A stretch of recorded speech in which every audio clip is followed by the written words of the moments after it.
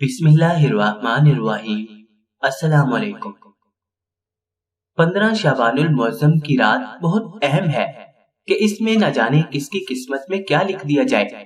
غنیمت الطالبین میں آیا ہے، بہت سے کفن دھل کر تیار رکھے ہوتے ہیں مگر کفن پہننے والے بازاروں میں گھوم پھر رہے ہوتے ہیں۔ بہت سے لوگ ایسے ہوتے ہیں کہ ان کی قبریں کھدی ہوئی تیار ہوتی ہیں مگر ان میں دفن ہونے والے خوشیوں میں مست ہوتے ہیں۔ بہت سے لوگ ہنس رہے ہوتے ہیں حالانکہ ان کی موت کا وقت قریب آ چکا ہوتا ہے۔ بہت سے مکانات کی تعمیر کا کام مکمل ہونے والا ہوتا ہے مگر ساتھ ہی ان مکانوں کے مالکان کی موت کا وقت بھی سر پر پہنچ چکا ہوتا ہے۔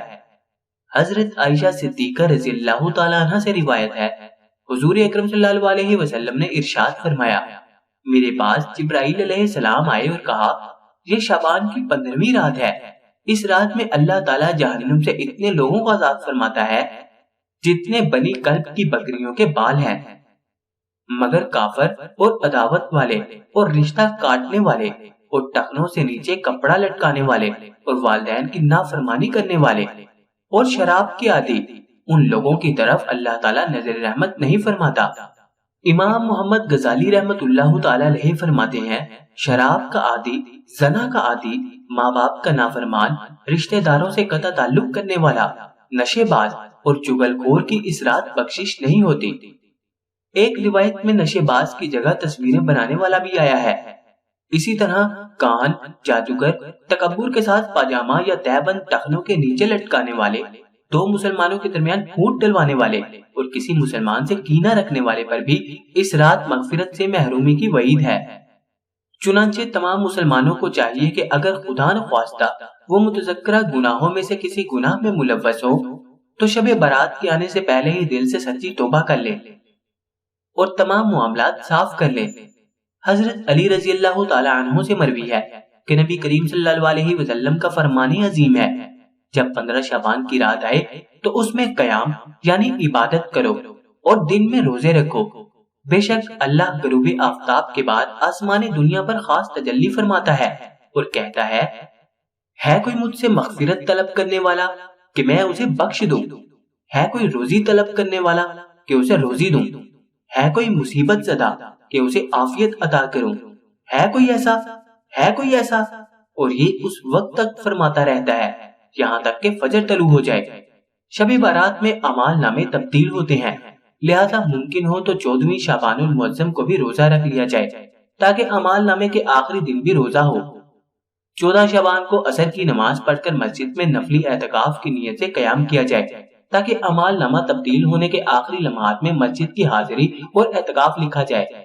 معمولات اولیاء کرام میں سے ہے کہ مغرب کے فرض و سنت وغیرہ کے بعد 6 رکعت نفل 2 رکعت کر کے ادا کیے جائے۔ پہلی 2 رکعت سے پہلے یہ نیت کریں، یا اللہ ان کی برکت سے درازی عمر بالخیر عطا فرما۔ اس کے بعد 2 رکعت میں یہ نیت کریں، یا اللہ ان کی برکت سے تمام بلاؤں اور آفات سے میری حفاظت فرما۔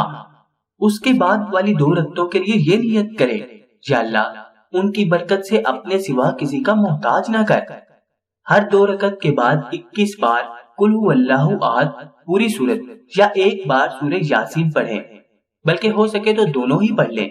یہ بھی ہو سکتا ہے کہ کوئی ایک فرد یاسین شریف بلند آواز سے پڑھے اور دوسرے خاموشی سے سنے۔ اس میں یہ خیال رکھیں کہ دوسرا اس دوران زبان سے یاسین شریف بلکہ کچھ بھی نہ پڑھے۔ انشاءاللہ رات شروع ہوتے ہی ثواب کا انبار لگ جائے گا۔ ہر بار یاسین شریف کے بعد دعائے نصف شعبان بھی پڑھیں۔ مغرب کے بعد کی جانے والی یہ عادت نفلی ہے، فرض یا واجب نہیں۔ مغرب کے بعد نوافل و تلاوت کی شریعت میں کہیں ممانعت بھی نہیں، لہذا ممکن ہو تو تمام حضرات اپنی مساجد میں اس کا اہتمام فرمائیں اور ڈھیروں ثواب کمائیں۔